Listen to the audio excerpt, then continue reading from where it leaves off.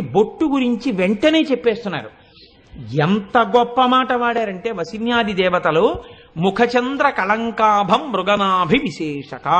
అమ్మవారి బొట్టు దేనితో పెట్టుకుంటుంది అంటే మృగనాభితో పెట్టుకుంటుంది. మృగనాభి అంటే కస్తూరి. మృగనాభి అంటే కస్తూరి మృగం యొక్క బొడ్డు దగ్గర నుంచి ఆ కస్తూరి వస్తుంది. ఆ కస్తూరి మృగం ఏం చేస్తుందంటే దాని వాసన దానికి తగులుతుంది మేత మేసేటప్పుడు. అబ్బా ఎంత సువాసన వస్తుందో! ఎక్కడిదో ఈ సువాసన అనేది అడివంతా పరిగెడుతుంది. దానికి తెలియదు దాని బొడ్డు దగ్గరే కస్తూరి పైకొచ్చింది. ఆ కస్తూరిదే ఈ సువాసన అది తెలుసుకోలేదు. ఆ కస్తూరి మృగం యొక్క నాభి దగ్గర నుంచి ఊరినటువంటి ద్రవం కాబట్టి దానికి మృగనాభి అని పేరు. కాబట్టి ముఖచంద్ర కళంకాభం మృగనాభి విశేషక.